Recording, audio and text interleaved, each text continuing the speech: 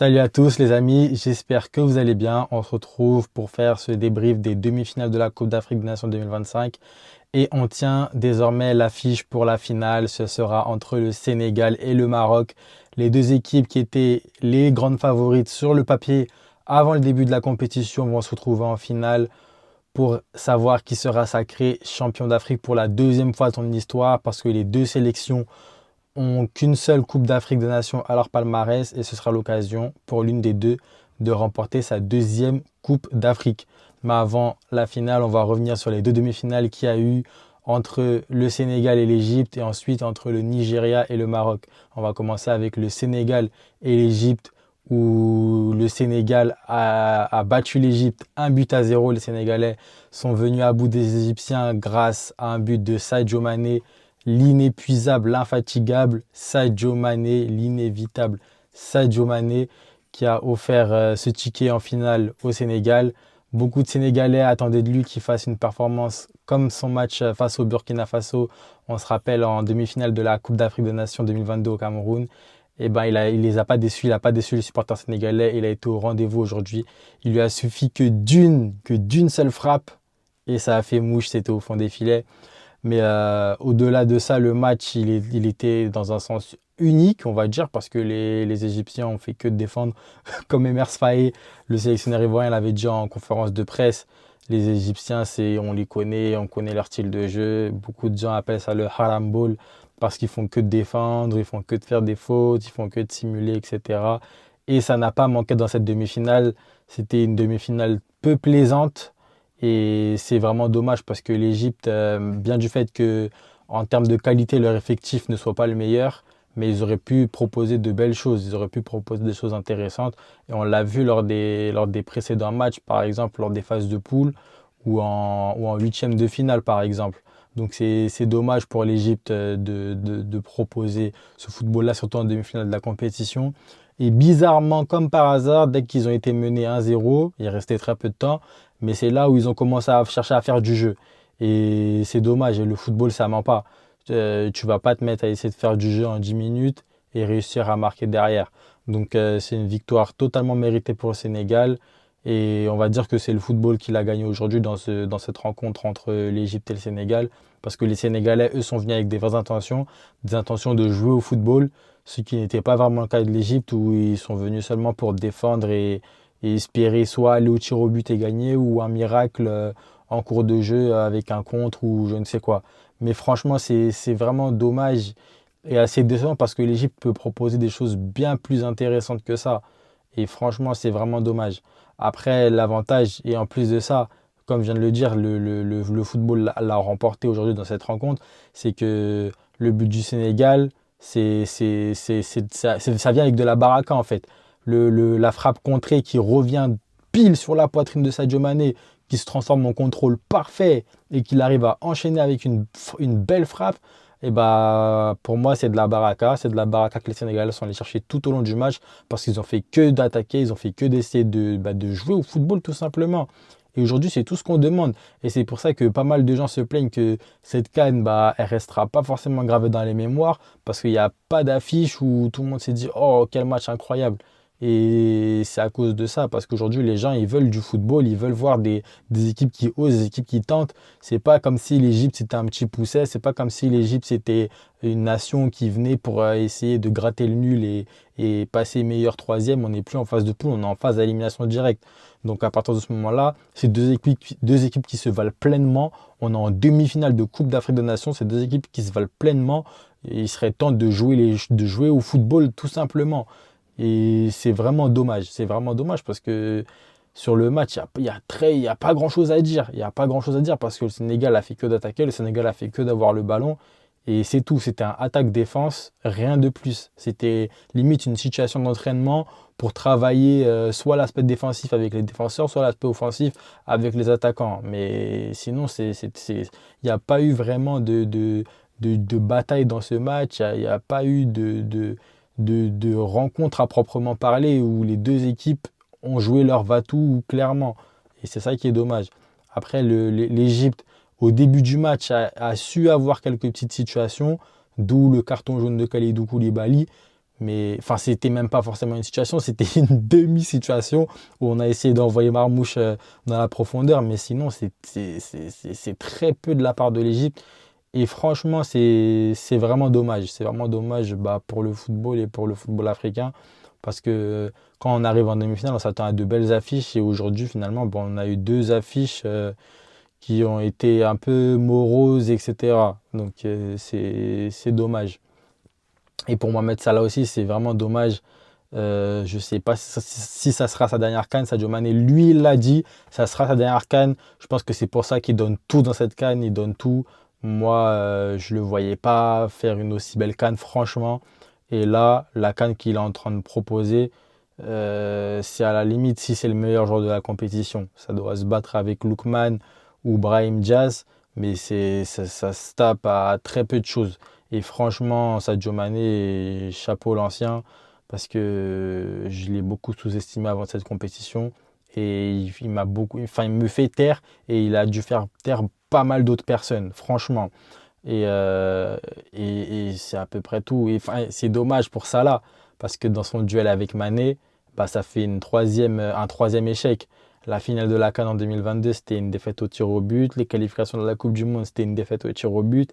Et là, bah, encore une fois, c'est une défaite 1-0 sur la plus petite des marges. Et pour Mohamed Salah, c'est dommage parce qu'il a fait une très bonne CAN. Il a tout donné. Et face au Sénégal, aujourd'hui, avec l'équipe d'Égypte, il n'a pas pu faire grand-chose. Mais en même temps, on ne peut pas vraiment lui en vouloir parce que c'est un joueur qui n'a pas un effectif, avec tout le respect que j'ai pour les autres joueurs égyptiens, mais c'est un joueur qui n'a pas un effectif d'une très grande qualité, qui a un effectif moins compétitif et moins qualitatif que les années précédentes. Ça veut dire qu'il essaye de faire ce qu'il peut, mais le football, ça se joue à 11, c'est un sport collectif, c'est un sport d'équipe, et il ne peut pas faire tout seul. Donc c'est dommage pour Mohamed Salah. Je ne sais pas s'il sera là en 2027 pour tenter sa dernière, enfin pour faire sa dernière Coupe d'Afrique et tenter de gagner enfin ce trophée. Je ne sais pas du tout, mais je trouve ça dommage pour lui et c'est un joueur que j'aime beaucoup parce que c'est vraiment, certes, il n'a pas le plus beau des footballs, mais c'est vraiment quelqu'un qui est un bosseur, c'est un vrai bosseur, ça se voit, ça se ressent. C'est vraiment quelqu'un qui travaille, qui est un acharné du travail. Et moi, c'est pour ça que j'aime ce joueur et c'est ce genre de joueur que j'aime bien, des joueurs qui donnent tout, des joueurs qui travaillent sans arrêt, non-stop, non-stop. Et malheureusement, bah, l'Égypte est éliminée. Et je crois que moi, c'est personnellement, c'est la première fois que je vois l'Égypte perdre une demi-finale. Je ne les ai jamais vus perdre une demi-finale. Moi, je regarde la CAN depuis 2008 et j'ai jamais, enfin, même dans mes souvenirs, dans les vidéos que je regardais des anciennes CAN, etc., j'ai pas le souvenir d'avoir vu l'Égypte perdre une demi-finale. Bah, là, ils ont perdu en demi-finale et à juste titre parce que le Sénégal a été meilleur. Le Sénégal est vraiment allé chercher cette victoire. Donc, félicitations au Sénégal qui est qualifié pour cette finale. C'est leur troisième finale en 4 éditions. Franchement, chapeau. Franchement, le Sénégal, en termes de régularité, c'est vraiment très très fort depuis 2019. Je pense que sur les 10 dernières années, de 2016 à 2026, là actuellement, le Sénégal, pour moi, c'est la meilleure équipe de football en Afrique. Faire 3 finales sur les 4 dernières éditions, franchement, c'est un truc de dingue. On peut dire tout ce qu'on veut, on peut dire qu'ils ont pas, ils ont à chaque fois ils ont un tableau facile, etc. Ils sont avantagés par telle ou telle chose, mais avoir une telle régularité, surtout en Afrique, on connaît les difficultés du football africain. Franchement, chapeau au Sénégal. Et l'autre demi-finale, la deuxième demi-finale, comme je l'ai dit tout à l'heure, aujourd'hui, on n'a pas eu de belles demi-finales. Et ça a terni un peu, ça a terni et ça confirme un peu l'image de cette CAN où il n'y a pas des matchs qui ont marqué les esprits et qui ont retenu l'attention du grand public, du public, des fans. Et c'est ça qui est dommage dans cette CAN parce qu'il y avait tout qui était réuni. Il y avait de très belles pelouses, de très belles infrastructures, mais il n'y a pas vraiment eu de match où l'attention des gens a été retenue. Et ça, c'est vraiment dommage. Moi, personnellement, de mémoire, à part le Cameroun-Côte d'Ivoire qui était vraiment plaisant, il y avait vraiment du très beau jeu de la part des deux équipes. J'ai pas le souvenir qu'il y ait eu un autre match où c'était une très belle rencontre, un très beau choc entre deux équipes. J'ai pas ce souvenir-là. et c'est dommage. Mais après, aujourd'hui, c'est totalement différent parce que le Nigeria d'Eric Chell qui perd au tir au but, ils ont changé complètement leur tactique de jeu et je trouve ça dommage. Devant, ils étaient invisibles. Accor Adams, j'ai pas aimé son match. Osimhen, c'était très moyen aussi et c'est vraiment dommage. Et par contre, le Maroc, on peut dire ce qu'on veut, on peut dire qu'ils sont aidés par l'arbitrage, etc. On peut parler d'un arbitrage maison. Oui, ça c'est un fait, c'est clair. Aujourd'hui, il y a encore eu quelques situations litigieuses, etc. Même si c'est pas aussi scandaleux que, par exemple, le penalty sur Mbeumo ou Etaillon face au Cameroun. Mais il y a une chose où vraiment faut applaudir le Maroc, c'est qu'ils analysent très très bien le jeu de leur adversaire. Ils analysent. Je tiens vraiment à féliciter Walid Regragui parce que sur cet aspect-là, je l'ai beaucoup sous-estimé. Le Maroc, défensivement, il faut reconnaître que c'est vraiment immense et c'est un immense travail qu'ils font. Et c'est un peu en partie, mais ça fait partie de leur tactique de jeu, c'est un peu en partie à cause d'eux. Si depuis ces phases finales, en tout cas censé avoir dans les gros chocs, enfin dans les gros chocs qu'on est censé avoir, c'est en partie à cause d'eux si c'est pas de si belles affiches que ça. Parce qu'ils défendent tellement bien et ça vraiment on peut pas leur enlever. En termes de pressing, c'est immense, c'est un truc de fou. De la première à la 120e minute, le pressing il est constant, le pressing il est intense, ça s'arrête jamais. Ils sont toujours à 2 ou à 3 sur le porteur du ballon. C'est franchement le Maroc sur ça, on ne peut que les féliciter. Et même derrière, ils subissent quasiment aucun tir cadré à chaque fois. Donc ça, on peut parler de l'arbitrage, on peut critiquer, mais ça vraiment, on ne peut pas leur enlever. C'est cette rigueur défensive qu'ils ont. On parlait beaucoup de leur attaque, de leur offensif, etc. Mais défensivement, c'est vraiment très, très, très fort. Et je me rappelle, avant le début de la compétition, beaucoup de monde sous-estimait, beaucoup de monde avait des doutes sur la défense de cette équipe du Maroc parce que Hakimi au début n'était pas là. Romain Saïs s'est très rapidement blessé. On parlait de la fragilité de cette défense marocaine parce que Naïf Aguerd aussi, il revenait de blessure et c'était un peu fébrile et tout. Mais franchement, le Maroc, chapeau, chapeau, chapeau. Défensivement, c'est très, très fort. Et on l'a encore vu aujourd'hui. Et ça allait jusqu'à la séance de tir au but où les Nigérians, franchement, je suis vraiment déçu. Je suis vraiment déçu parce que côté Nigeria, ils ont envoyé Bruno Onyemachi tirer son penalty. Je l'avais dit dans ma dernière vidéo. Pour moi, dans le 11 du Nigeria, c'est le joueur, enfin, c'est le maillon faible, on va dire, du 11 du Nigeria. Et on l'a vu aujourd'hui lors de la séance de penalty. Lors de la séance de penalty, qu'est-ce que je raconte? Enfin, pour moi, c'est le joueur le moins fort. Et enfin, on l'a vu, oui, mais c'est pas, son match ne se résume pas à ce penalty. Et il l'a raté lamentablement. Parce que Bono, il part bien avant qu'il tente sa frappe. Et d'ailleurs, c'est pour ça. Je pense que Bono, dans sa tête, s'est dit: oh, ça y est, je suis parti trop avant. C'est cuit, j'ai même pas me fatiguer à plonger. C'est pour ça que derrière, il fait son arrêt bizarre. Il fait juste ça. Il met juste sa main comme ça et il arrête son penalty. Et fin. Donc, franchement, je suis vraiment déçu des joueurs nigérians sur la séance de penalty. Parce que envoyer déjà ton latéral, il sait même pas non plus, par exemple, comme un joueur comme Achraf Hakimi qui a un standing, franchement, c'est décevant. Il y a des joueurs comme Lookman, il y a des joueurs comme Iwobi, il y a des joueurs comme Moses Simons qui sont là sur le terrain, prêts à tirer un penalty, et ils y vont pas, ils envoient un petit comme ça. Qui est pas un cadre de la sélection, qui n'a pas une importance dans cette sélection, qui n'est pas un des cadres techniques de cette sélection, qui n'est pas un des joueurs de la sélection qui joue dans un des plus gros clubs en Europe, etc. Donc je comprends pas pourquoi, je comprends pas ces choix, je comprends pas pourquoi sortir Osimhen 2 minutes avant la séance de penalty, c'est censé être le numéro 9 de l'équipe, je comprends pas pourquoi il sort, je sais pas si c'est une erreur d'Eric Chell qui décide de le sortir, je sais pas si c'est Osimhen qui demande à sortir parce qu'il a des crampes, mais si tu as des crampes, tu peux tenir 2 minutes. Là, c'est une demi-finale de Coupe d'Afrique des Nations. Tu as l'occasion d'envoyer ton pays en finale et tu sors à ce moment-là. Au moment de porter ton rôle de numéro 9, soi-disant un numéro 9 qui donne tout pour l'équipe, qui donne tout pour la patrie.